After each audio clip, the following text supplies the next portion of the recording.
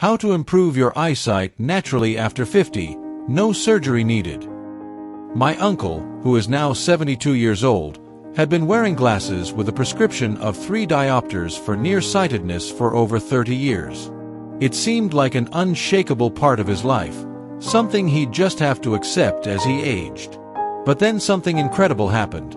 After just 6 months of consistent effort, he managed to reduce his prescription to a mere 1.5 diopters. And here's the best part. He did it completely naturally, without any surgery or invasive procedures. This transformation wasn't a fluke or a miracle. It was the result of simple, science-backed habits that anyone can adopt. Intrigued by his success, I dug deep into the methods he used, consulted eye care experts, and explored scientific studies to understand how he achieved this remarkable improvement. What I discovered were 3 powerful secrets to naturally enhancing eyesight, especially for those over 50, that eye specialists swear by. These methods don't require expensive equipment, complicated routines, or medical interventions, just a bit of dedication and the right knowledge. Let me walk you through them in detail so you can see how they work, why they're effective, and how you can start applying them to your own life today. Secret 1. Boost your eyes with lutein and zeaxanthin, nature's sunglasses for your vision. Let's start with nutrition, because what you put into your body has a profound impact on your eyes, something many of us overlook until it's too late. Have you ever considered that your eyes need protection just like your skin does from the sun? The modern world bombards us with harmful blue light, not just from the sun, but from the screens we stare at every day: smartphones, laptops, tablets, and TVs. Over time, this blue light penetrates deep into your eyes, damaging the retina, the delicate layer at the back of your eye responsible for processing light and sending visual signals to your brain. Left unchecked, this damage can accumulate, leading to blurry vision, eye strain, and even serious conditions like age-related macular degeneration, a leading cause of blindness in older adults. This is where lutein and zeaxanthin come in, 2 powerhouse antioxidants that act like natural sunglasses for your eyes. These compounds, known as carotenoids, are found in the macula, a tiny but critical part of the retina responsible for sharp, central vision. Lutein and zeaxanthin work by filtering out harmful blue light and neutralizing free radicals, unstable molecules that can wreak havoc on your eye cells. Think of them as a shield, absorbing the damaging wavelengths before they can reach the vulnerable tissues of your retina. The science backs this up impressively.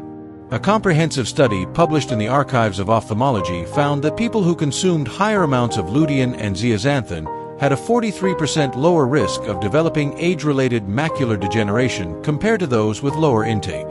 Another study from the American Journal of Clinical Nutrition showed that these nutrients can improve visual acuity and reduce glare sensitivity, making it easier to see clearly in bright light or at night, common challenges as we age.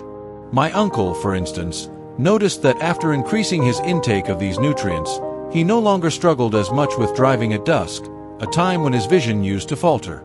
So, where can you get lutein and zeaxanthin?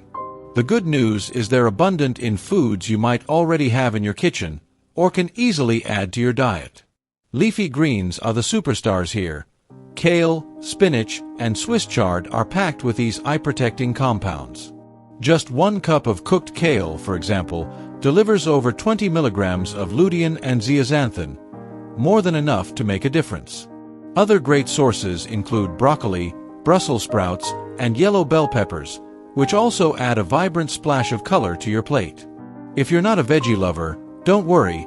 Egg yolks are another excellent option, providing a decent dose alongside other vision-friendly nutrients like vitamin A. Even a handful of pistachios or a serving of corn can contribute to your daily intake. My uncle started his day with a simple green smoothie: spinach, kale, a banana, and a splash of almond milk, and made it a habit to toss some steamed broccoli or sautéed peppers into his dinner. Over time, this small change became second nature, and he credits it with giving his eyes the raw materials they needed to heal and strengthen. But it's not just about eating these foods once in a while. Consistency is key.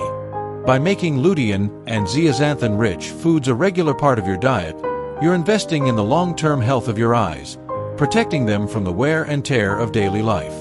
And if you're over 50, when the risk of vision decline accelerates, this step becomes even more crucial. Could your eyes be silently begging for this kind of support? It's worth finding out. Secret 2, the 20-20-20 rule, a simple trick to combat eye fatigue and preserve vision. Now, let's talk about something we all do far too much of: staring at screens. Whether it's working on a computer, scrolling through social media, or binge-watching your favorite show, hours of screen time take a toll on your eyes. When you focus on a close-up object for too long, the tiny muscles in your eyes, called ciliary muscles, stay contracted, leading to strain, dryness, and fatigue. Over months and years, this constant tension can accelerate the aging of your eyes, making them less flexible and more prone to vision problems like presbyopia, difficulty focusing on near objects, or worsening nearsightedness. My uncle, a retired accountant, used to spend hours poring over spreadsheets or reading fine print, and he'd often end the day with tired, blurry eyes, a problem he thought was just part of getting older. That's when he stumbled upon the 20-20-20 rule, a technique recommended by optometrists and ophthalmologists worldwide to give your eyes a much-needed break. Here's how it works. Every 20 minutes, take your eyes off your screen and look at something at least 20 feet, about 6 meters, away for at least 20 seconds. It's that simple. By shifting your focus to a distant object, you allow those ciliary muscles to relax, reducing the strain that builds up during prolonged near work. At the same time, this brief pause encourages you to blink more, which lubricates your eyes and prevents the dryness that often accompanies screen time. The beauty of the 20-20-20 rule is its simplicity and flexibility. You don't need special tools or a gym membership, just a willingness to pause and look around. My uncle started practicing it during his daily routine. While reading the newspaper, he'd glance out the window at the trees in his backyard. During TV time, he'd look across the room at a family photo on the wall. He aimed for at least 3 intentional breaks a day, though on busier days he'd sneak in more whenever he remembered. After just 1 month, he noticed a dramatic difference. The foggy, tired feeling in his eyes was gone, and the occasional blurriness that used to plague him after long reading sessions had all but disappeared. Take light, for instance. Beyond just avoiding screens, the doctor suggested a morning ritual to supercharge this tip. Step outside for 10 to 15 minutes of natural sunlight as soon as you wake up. This blast of daylight doesn't just boost your mood, it resets your circadian clock, reinforcing the difference between day and night. He shared the case of a 67-year-old patient who paired morning walks with evening dimming and saw her insomnia vanish within a month. I started doing this myself, sipping coffee on my porch each dawn, and found my energy levels soaring by day and my sleep deepening by night. It's like giving your brain a clear memo: sun's up, wake up, sun's down, wind down. For the warm bath, he offered a pro-level tweak: make it a sensory experience. Add calming elements like a chamomile tea bag to the water, its soothing compounds absorb through your skin, or play soft ambient sounds, like rainfall or gentle waves, to lull your mind. He recalled a 59-year-old man who turned his bath into a 20-minute sleep prep zone, complete with candles and quiet music, and went from dreading bedtime to cherishing it. I experimented with this, tossing in some Epsom salts and a playlist of forest sounds, and it felt like stepping into a cocoon of calm. My sleep that night was dreamier than ever. As for the 4-7-8 exercise, the doctor revealed a next step variation for stubborn nights. Combine it with progressive muscle relaxation. After your 4 breathing cycles, tense and release each muscle group. Start at your toes, clench for 5 seconds, then let go, working up to your shoulders and face. This double whammy approach, breath plus body, melts tension you didn't even know you were holding.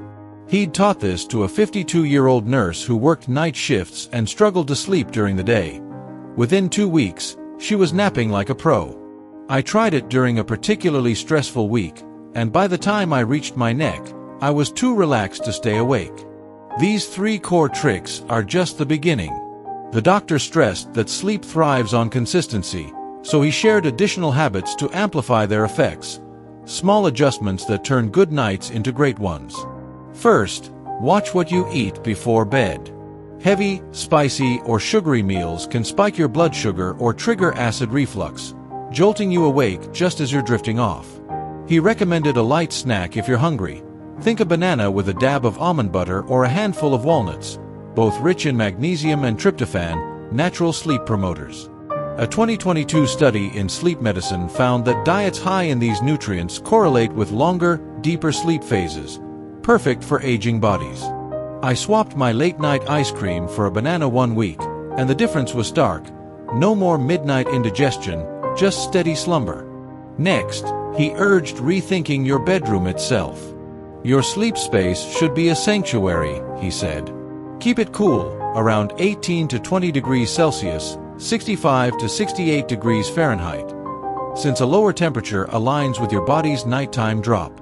Invest in blackout curtains to block stray streetlights, and consider a white noise machine if creaky floors or traffic keep you up. He told me about a 70-year-old patient who transformed her cluttered bedroom into a minimalist haven, dark curtains, a fan, and a soft hum, and went from fragmented sleep to solid 8-hour stretches. I decluttered my own room, added a cheap fan, and draped a dark sheet over my window. The effect was like flipping an off switch for my restless nights. Finally, timing is everything.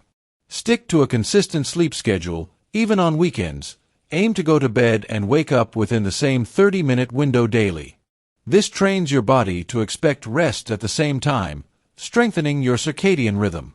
The doctor cited a patient, a 64-year-old retiree, who'd stayed up late watching movies on Fridays, then wondered why Mondays were groggy. After sticking to a 10:30 p.m. bedtime every night, his energy leveled out. I shifted my own erratic 11 p.m. to 1 a.m. range to a firm 10 p.m., and within days, waking up felt less like a battle. The doctor's confidence wasn't just theory, it was forged in the countless success stories he'd witnessed. There was the 58-year-old teacher who'd relied on wine to unwind, only to wake at 3 a.m. every night. She swapped it for a dim-lit bath and 4-7-8, and now sleeps like a baby. Or the 71-year-old widower who thought insomnia was his new normal after losing his wife. Morning sunlight and a cool bedroom brought back his restful nights. These weren't outliers. They were ordinary people who'd hit a wall and found a way through with these tools. I saw it in myself, too. After a month of weaving these habits into my life, dim evenings, a 7:30 bath, for 7-8 breaths, plus a tidier room and steady schedule, my sleep went from patchy to profound. I used to wake up bleary-eyed, counting the hours I'd missed. Now, I rise refreshed, marveling at how seamless it feels. The doctor's words echoed, "You don't need to fight insomnia, you just need to work with your body." If folks who'd given up hope could reclaim their nights, why not you?